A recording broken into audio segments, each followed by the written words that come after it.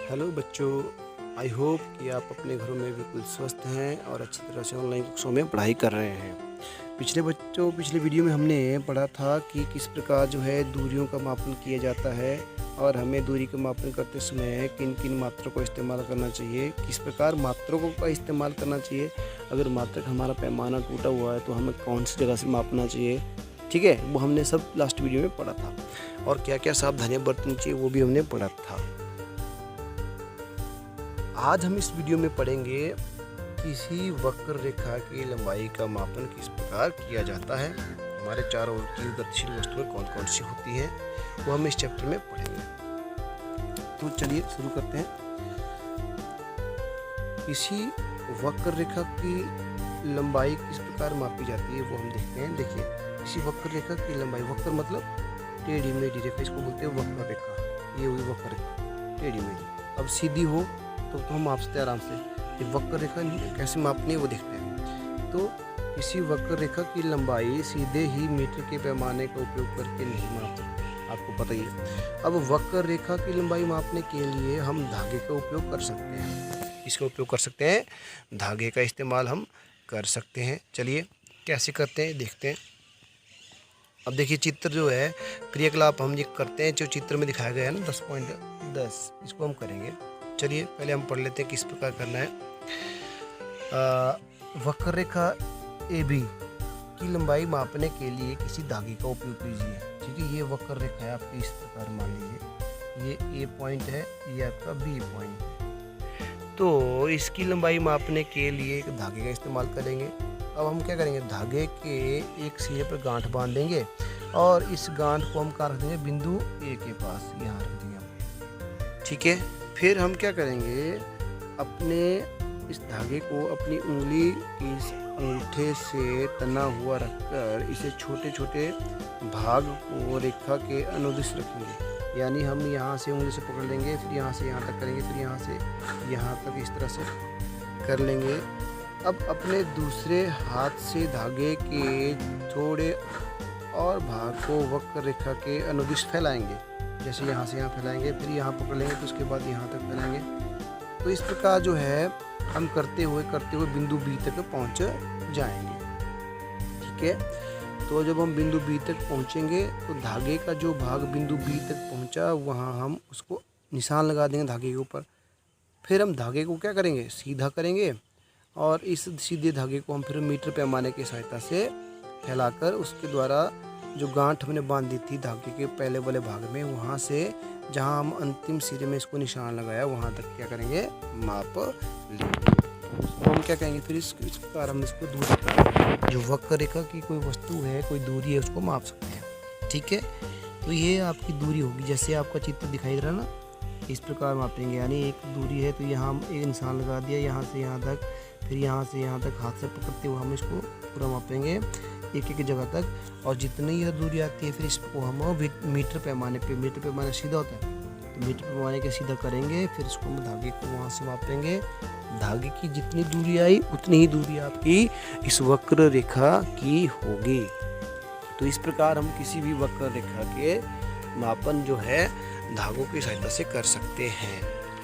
तो उम्मीद करता हूँ बच्चों ये आपको समझ आया होगा कि किस प्रकार हम वक्र रेखा का मापन कर सकते हैं।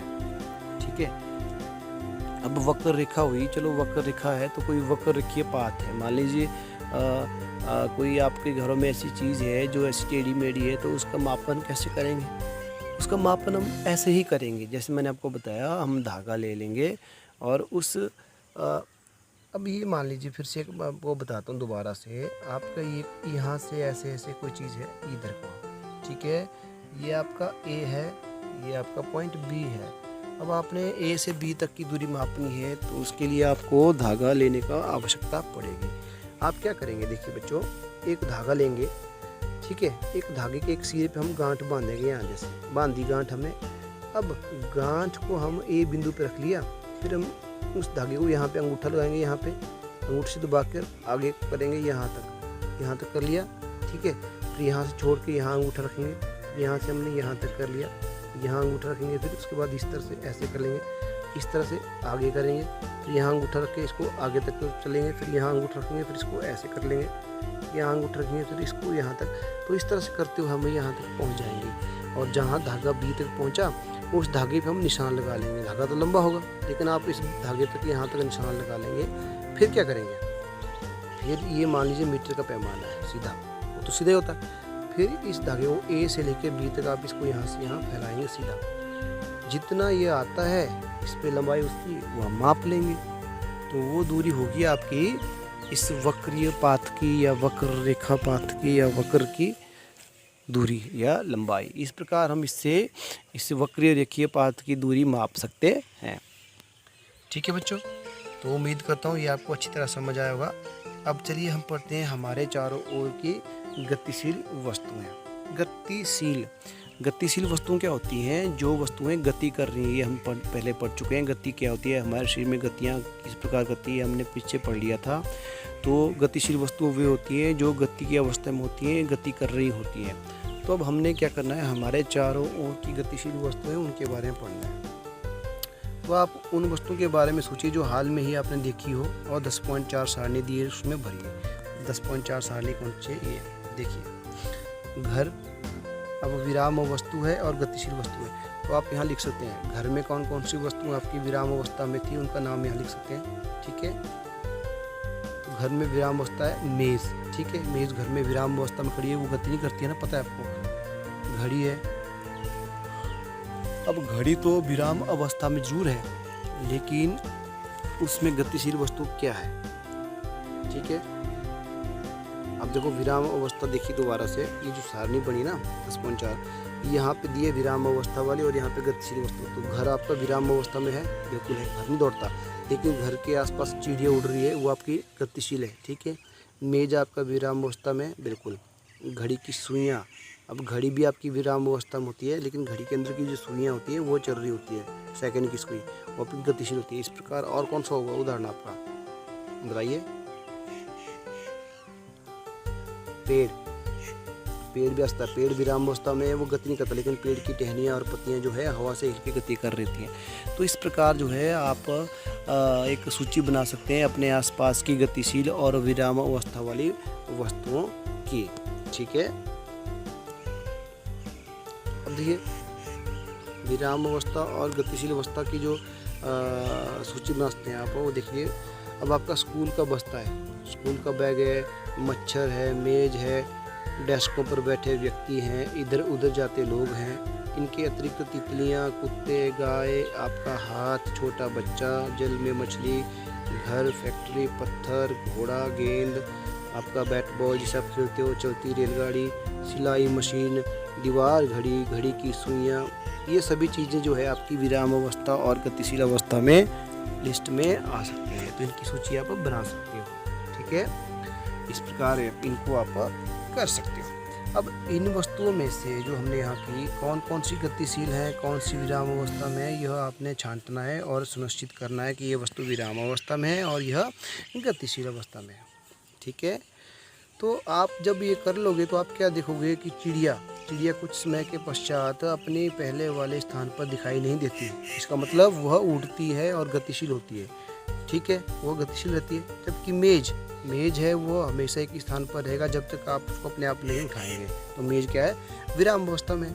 तो इसी आधार पर हम यह कह सकते हैं कि कोई वस्तु गति में है या कोई वस्तु विराम अवस्था में है। तो इतना आपको समझ आ गया होगा, उम्मीद करता हूँ ये आपको समझ आया। अब इसके बाद है आपके गति जो है, जैसे चींटी है। अब चींटी किस प्रकार गति करती है उसको हम देखते हैं। ठीक है, तो इसलिए क्रियाकलाप करेंगे। फर्श पर कागज़ की एक बड़ी शीट फैलाकर कुछ चीनी के दाने रखिए। ठीक है, चींटियाँ इन चीनी की ओर आकर्षित होंगी और आप शीघ्र ही इस कागज़ की शीट पर बहुत सी चींटियों को रेंगते हुए देखेंगे। ठीक है, कर सकते हैं आप घरों में, एक कागज़ की शीट लेंगे, उसके ऊपर चीनी के दाने बिखराएंगे और थोड़ी देर बाद देखेंगे आप वहाँ पे चींटी आ सकती है, तो वो गतियाँ करती हैं। तो किसी एक चींटी के लिए जब कागज़ की शीट का तुरंत रेप, चूँकि पेंसिल से उसकी स्थिति को निकट छोटे छोटे चिन्ह अंकित कर सकते हैं। यानी जब आपकी कागज़ की शीट पे चीनी रखी हुई है, वहाँ पे कोई चींटियाँ आती है, तो आप उनमें से किसी एक चींटी को फॉलो कर सकते हैं। वहाँ एक चींटी की गति आप नोट कर सकते हैं, जहाँ जहाँ जाती है उस चींटी के पीछे आप पेंसिल से निशान लगाते जा सकते हैं। तो जैसे जैसे वह कागज़ पर रेंगती जाए, आप उसकी स्थितियों पर चिन्ह लगाते जाएं, ठीक है, निशान लगाते जा सकते हैं। अब चित्र देखो, ये चित्र 10.11 है, इसमें एक चींटी की गति दिखाई हुई है। तो पहले चींटी क्या थी, ये चीनी, यहाँ चींटी है, चींटी यहाँ से फिर यहाँ गई, यहाँ से यहाँ गई, यहाँ से यहाँ गई, यहाँ से यहाँ, इस तरह से चींटी के ये निशान। तो इसी तरह आप इस पे निशान बना सकते हैं अपने शीट पे, ठीक है।